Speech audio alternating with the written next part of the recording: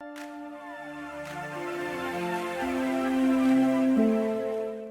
we're back with part 2 predictions for week 9. We're talking about Saturday's games. Let's jump right into it. So on Saturday, the day starts with Memphis at number 7 Cincinnati. Cincinnati is favored by 7 points, and the over-under in this game is 55.5 points. My player to watch is, once again, Desmond Ridder. He's 60 for 99. He has 723 yards, 7 touchdowns, 4 interceptions on the year. He's going to be key in this game, much like last week. Cincinnati really impressed me against SMU, although Memphis needs to do the opposite of SMU and avoid mistakes, especially early in the game. If you remember, SMU made early mistakes, penalties, and such that eventually landed them down 14-0 early in the game. Memphis needs to avoid that. And I do think they will avoid that. And I'm going to tell you right now, if Cincinnati plays like last week and Desmond Ridder plays like he did last week, I don't think there's a chance for Memphis nor anyone in the American Conference to beat Cincinnati. So I do think Cincinnati picks up a win here, 31-23. Next game is number 20, Coastal Carolina at Georgia State. Coastal Carolina is favored by 2.5 points. The over-under is 61.5. My player to watch, of course, is Destin Coates. He's got 82 carries, 378 yards, and 3 touchdowns on the year. So Georgia State really relies on their offense to put up a lot of yards, score a lot of points. They score 42 points a game. They put up 466 yards a game, but they give up 39 points every game and about 465 yards to the opposition. So I do think Georgia State will suffer from that bad defense in this game. Grayson McCall is still shaky on whether he's playing or not this week. He did not play last week. Coastal Carolina still won last week. So despite Grayson McCall may or may not play, I still think Coastal Carolina is going to win this game due to a better defense. I think they are going to win 45-35. Next game is UTSA at Florida Atlantic. Florida Atlantic is favored by 5 points. The over-under is 47.5. My player to watch, per usual when we're talking about UTSA, is Sincere McCormick. He has 155 carries on the year with 867 yards and 7 touchdowns. If I'm Florida Atlantic, I am going to sell out on stopping Sincere McCormick. That's going to be my game plan. Rush everyone you got at him, stop him, take him out of the game, and then worry about everything else. And if you're UTSA, get the ball to McCormick any way you can. Screens, have him go out there running routes. I'm not sure how good of a route runner he is, but give him the ball in the backfield. Just give him the ball any way you can. Let him touch the ball 25 to 30 times a game. That's it. And I think UTSA will win here. I know Florida Atlantic is favorite. They have a pretty decent defense, but I don't know. I think UTSA is going to get a win here, 27-24. Next game is Temple at Tulane. Tulane is favored by 3.5. The over-under is 60 flat in this game. My player to watch is quarterback for Tulane, Michael Pratt. He's 46 for 97, 690 yards, 7 touchdowns, and 2 interceptions on the year. Tulane's strength is their running game. They run for 214 yards per game. They only pass for about 164 yards per game. Temple gives up 190 yards rushing a game. So, again, that's where I think Tulane's rushing offense will come into play. Michael Pratt has played very well since becoming the starter. Like I told you his stats before, he's thrown 7 touchdowns, 2 interceptions. So he's played fairly well. Anthony Russo, quarterback for Temple, not so much. He has 4 more interceptions in half the amount of games that Michael Pratt has played. Granted that Pratt hasn't started all season, but still he's throwing interceptions at a high rate. And I think that's going to be the issue. I don't know if Temple could avoid the turnovers in these games. So I'm going to say Tulane wins a close one, 30-28. Next game is UCF at Houston. UCF is favored by 2.5 points. The over/under is 82.5. And my player to watch is Clayton Tune, quarterback for Houston. He's 65 for 98, 945 yards, 7 touchdowns, and 2 interceptions. So we all know what Dylan Gabriel could do. We all know what he's capable of. He's going to throw for 400 yards every game with 4 or 5 touchdowns almost every game. We know what he is. But Tune is a super tough player. He's going to have to lead the charge in this game where there could possibly be no defense in existence. He's got to lead the charge of this game if they want to have a shot. UCF gives up 482 yards per game. Houston gives up 353 yards per game. So like I said, there will be very minimal defense in this game. And they also both give up 30 plus points a game. Again, there was a good possibility there will be no defense in this game. I think Houston plays well. I think Clayton Tune plays very well. But I think Dylan Gabriel and Marlon Williams is going to be a little too much for Houston to handle. I think UCF wins 49-45. Next game is Rice at Southern Miss. Southern Miss is favored by 1.5. The over-under is 56.5. My player to watch is Southern Mississippi. Okay, so we had to stop quick due to my mother calling me on the phone to see if her Bluetooth in her car works. Where were we? I guess we'll just start over.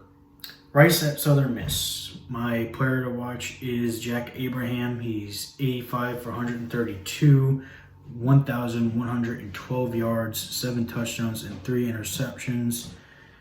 It's Rice's second game only through week 9 of the season, so definitely a big thing. Rice gave up 333 yards passing last week, so I think that's where Jack Abraham comes into play here. But through 5 games, Southern Miss gives up 499.2 yards per game. I talked about Southern Miss's defense before, and it is miserable. So I think this is going to be a high-scoring game. I think it's going to be a close game. I think Rice wins 42-41. Next game is Troy at Arkansas State. The spread is 2.5 in favor of Arkansas State. The over-under is 72. My player to watch is Kamani Vidal, Troy running back, who has 45 carries, 325 yards, and 2 touchdowns on the year so far. Gunnar Watson, I saw earlier in the week, he's very questionable for this game, so that's big for me. Not to mention Arkansas State's defense gives up 197 yards rushing per game, so that is exactly where Kamani Vidal is going to come into play. The Arkansas State's defense is not good. They give up a lot of yards, a lot of points. In order for Arkansas State to win this game, they need some kind of turnovers. They need some defensive stops if they can manage it. I think they do manage it, and I think Arkansas State wins 40-35. Next game is UAB at Louisiana Tech. UAB is favored by 12.5. The over-under is 46.5. My player to watch is Bryson Lucero, UAB quarterback. He's 72 for 132, 903 yards, 7 touchdowns, and 6 interceptions. Bottom line here is Lucero needs to play better. UAB is a good team, but if he was to play better, they'd be that much better. It was difficult for me because of that. But knowing he's got Spencer Brown to back him up on that offense, you should feel pretty good. And I think UAB is going to give Louisiana Tech quite a big dose of Spencer Brown to them. And I think UAB will benefit heavily from that, and they will win 34-27. Next game is Appalachian State at UL Monroe. I thought of not even talking about this game. But it is what it is. App State is favored by 32 points. The over-under is 55. I won't be surprised if 55 of those points are all for Appalachian State. My player to watch is Daytreach. Sorry if I'm saying that wrong. Harrington, App State running back, who's got 77 carries, 438 yards, and 7 touchdowns on the year. Nothing, like I said, nothing really here needs to be said. ULM is just a bad football team. Appalachian State gets the win here at 38-10. Next game is number 25, Boise State. Don't really know how they're number 25 already. They played one game, but okay, at Air Force. The spread is 13.5 in favor of Boise. The over-under is 49, and my player to watch is Hank Bachmeier, quarterback for Boise State. Last week, he went 20 for 28, 268 yards, and 3 touchdowns. So he had a good day. Air Force really took me back last week with their performance. They looked bad. I mean, San Jose State did look good, but Air Force looked bad. There was a lot of hype around them for what they did to Navy. Maybe everyone kind of overlooked it because Navy isn't exactly the best team this year. So I'll have to keep an eye on that. Not to say I'm taking any shots at Air Force. I wouldn't dare do that. But I don't think Air Force was as good as promoted from that Navy game.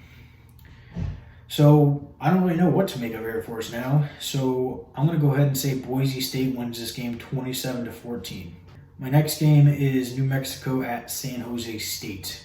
San Jose State is favored by 13.5. Over-under is 57.5.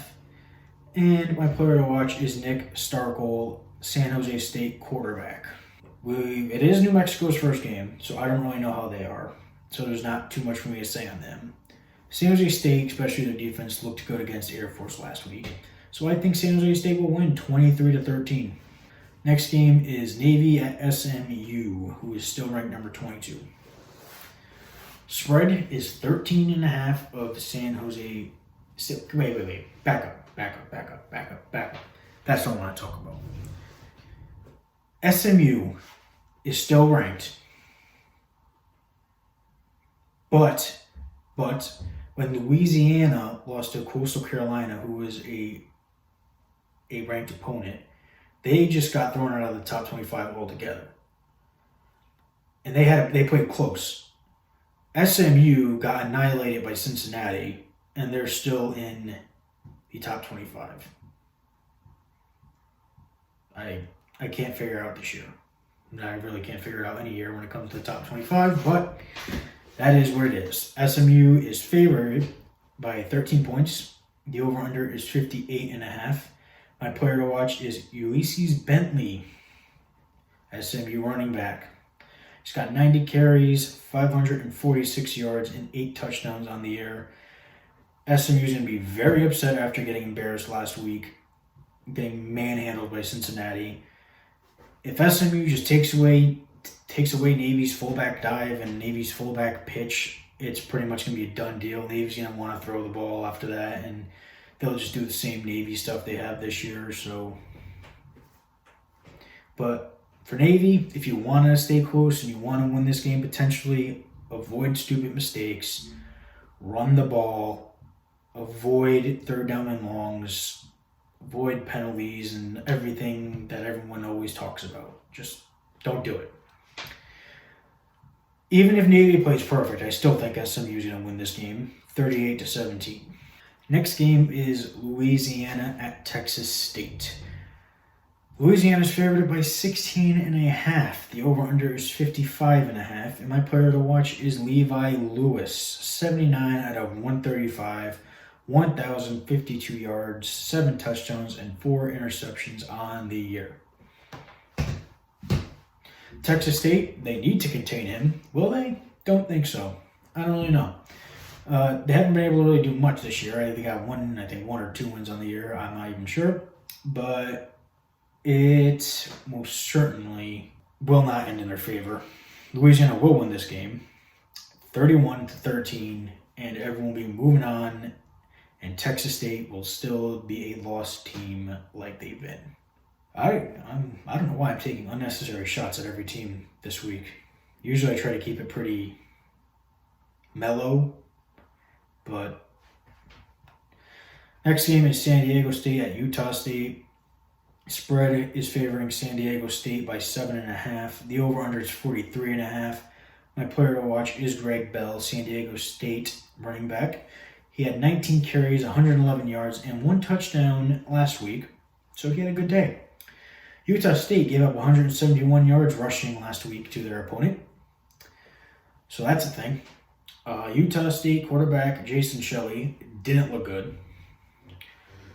So I think that adds up to a San Diego State win.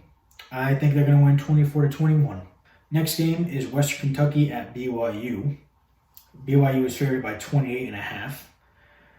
The over-under is 52.5. My player to watch, of course, is Zach Wilson. 126 for 161, 1,928 yards. Did I say 9,000? 1,928 yards, 16 touchdowns, and 1 interception. Can Western... Whoa, I hit the table. Okay.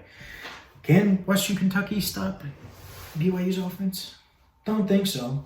Can they move the ball in BYU's defense? I don't think so. I think this is going to be bold because BYU is famous for getting these slow starts kind of this year. But I'm going to go ahead and say this game will be a shutout.